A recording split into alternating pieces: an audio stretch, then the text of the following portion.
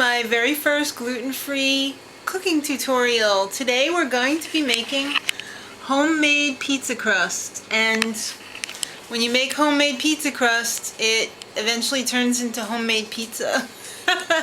So I'm just going to show you how to make the crust, and then I'll tell you about how to top it, and I'll show you the finished product. It's coming up, Sean. Sean just can't wait for dinner. Alright, so it's fairly simple. It's a little more complicated than regular pizza dough, but it's probably a little bit less work than regular pizza dough because regular pizza dough contains gluten, and gluten needs to be, hi Sean, gluten needs to be worked. It needs to be kneaded. It needs to be kneaded, just like me. I just want to be loved. Is that so wrong? Alright, so the thing that's really great about gluten-free pizza is it's really quick to make because you don't have the putting it and letting it rise and everything like you would a normal whole wheat crust or a white bread crust, you know, with wheat flour in it. So I guess let's just quit yapping and get right to it. So I'm going to show you how easy it is. In the bowl over here I have, let's see, don't worry about the ingredients because I'm going to be posting it on my blog at www.itsbeyondreality, and it's going to also be in the info box of this video. So the first thing that you need to do is proof the yeast, and in the bowl here I have a tablespoon of active dry yeast, 2.5 teaspoons of sugar, and I just heated up some milk in the microwave. It's 2/3 of a cup.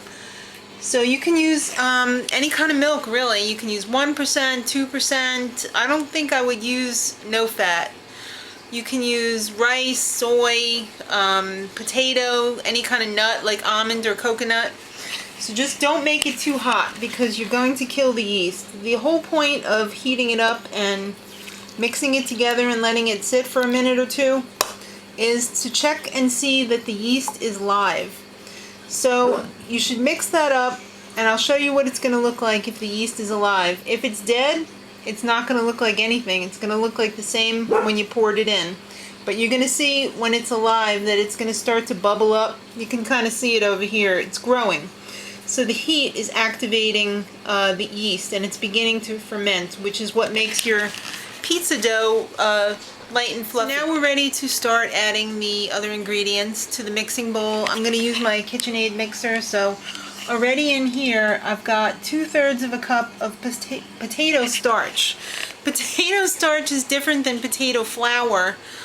Potato flour is like an actual ground up from like dehydrated potatoes, I suppose. And starch is the extracted starch from the potato. So there's two different types of flour mixture in this. One is the potato starch, and the other one is what I like to call Sorghum Blend. And the reasoning for that is swing. That's what I store it in that big glass jar that makes the swing noise when you pull off the top. But it's actually called Sorghum Blend. And that is, let's see, I have it written down here for you guys. It's 1.5 cups of sorghum flour, 1.5 cups of potato starch or cornstarch, and 1 cup of tapioca flour. So you could make that as much as you want. Just keep the parts the same. It's 35, 35, and 30. So as long as you keep that same ratio, like if you wanted to put in 3 cups of the sorghum and 3 cups of the potato starch, and 2 cups of the tapioca, that'll work too. So I like to keep it in a jar. Keep it already, ready to go so that when I'm baking I don't have to think about, I have to mix this much up. It's just ready to go. And if you're going to do a lot of gluten-free baking, it's good to have on hand because that's the flour mixture that gets put into a lot of different recipes, and then you just supplement different types of flours along with that. If you don't want to make your own flour blend, you could probably go Bob's Red Mill or Hodgson Farms and find a gluten-free substitute. Flour substitute, and use that. So this one is going to call for 1/2 cup of the Sorghum Blend, and that is supplemented by what's already in there, the 2/3 of a cup of the potato starch. So get that in the bowl. Alright, so to the bowl I'm going to add let's see, 2 teaspoons of xanthan gum, and my special secret ingredient, about 2 teaspoons of Expandex. Now the reasoning behind adding those 2 ingredients is the potato starch and the sorghum flour are not very elastic, and you want the pizza dough to have a little elasticity to it like the gluten does. You know, like when you overwork pizza dough and you try and spread it out and it like snaps back like a rubber band? Well, that's the gluten that's doing that. So since the gluten is not in this, we need to replace it with something else. So those 2 things, if you've never heard of Expandex, you don't need it, but I like to add it because it gives it that little extra more professional quality to it. You can order it online, just do a search for it. I got mine at a store in Virginia Beach. I had it shipped to me. Basically what it is, it's modified tapioca starch. So if you could find that not under the brand Expandex, that'll work too. Okay, now for the seasoning, I'm putting in a teaspoon of onion powder, about a teaspoon of Italian seasoning, and about 3/4 of a teaspoon of salt. Alright, the final 2 ingredients are 2 teaspoons of apple cider vinegar, or vinegar, it doesn't have to be apple cider, and 1 tablespoon of olive oil. So, now that all of the ingredients are in, you could see that the yeast mixture over here has puffed up quite a bit. So we're going to put that in the bowl and put it on the machine and mix it until it's just combined, and then we will put it in the pan. Alright, so there it is. It literally took about a minute.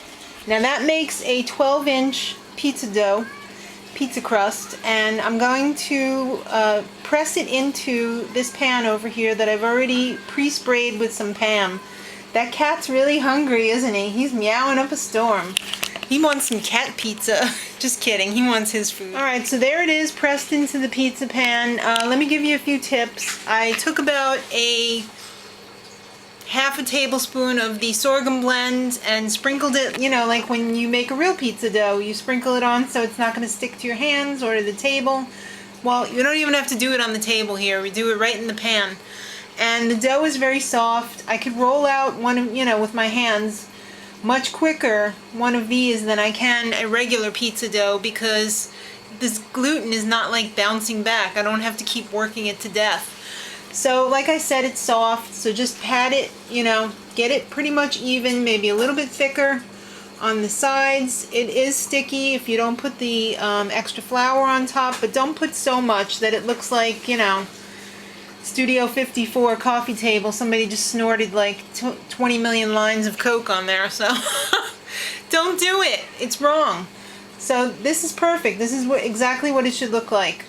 So you're going to pop that in the oven at 425 for 10 minutes. Now I'm going to make mine in my toaster oven because I have a large toaster oven that I got specifically for cooking in the summertime, because I like to cook. I don't like to eat cold foods in the summertime, so... And I even have one that I had out on my deck that I would use on my deck just so it wouldn't heat up the house, and then I could have 2 things going at the same time even. But we have a big family. I'm making 2 pizza crusts. You could make these, freeze them ahead of time. I am going to do it in 2 separate batches. I'm using the same bowl. Don't wash it, just use the same one. It's really quick. I mean, you could practically make this in the time that you would make a frozen pizza, so it's healthier. Alright, so first one's out after 10 minutes, and literally the second one is waiting to go in. I mixed it from bowl to pan in 10 minutes, so there's no excuse. It's really quick, it's really easy. I'm going to bake that one, and while that one's baking, I'm going to put the toppings on this one, and we'll see what we got. Alright, the second one came out, which means it's time to put the first one back in now, and my pizza oven, my toaster oven, has a pizza setting on it, and it does it for 16 minutes, and I'm putting it up to 425, so when the buzzer goes off, that one will be ready to go. Alright, so the pizzas are out of the oven. I need some tasty tasters to come over here. Alright, so here they are. This is the first one, the broccoli and cheese pizza, and this is a pesto tomato pizza. Good stuff. Both were cooked 16 minutes at 425 for the second bake, and I've got my gluten-free pizza cutter from the pizzeria the other night. So, actually, would you like to, I'm knocking everything down. You want to cut this, or? Actually, that cuts pretty well. They gave us that one because they didn't want to cross-contaminate it. Honey, you can roll it. It's okay. I know that, dear, but the broccoli is making it Little tough. Would you prefer a metal one? No, it'll work. Ugh.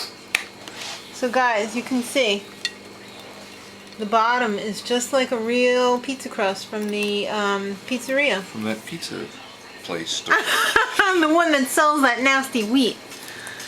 So yeah, you could see if you were a regular watcher of the vlogs that my pizza's way better than the one that we actually bought that night for Kristen's birthday.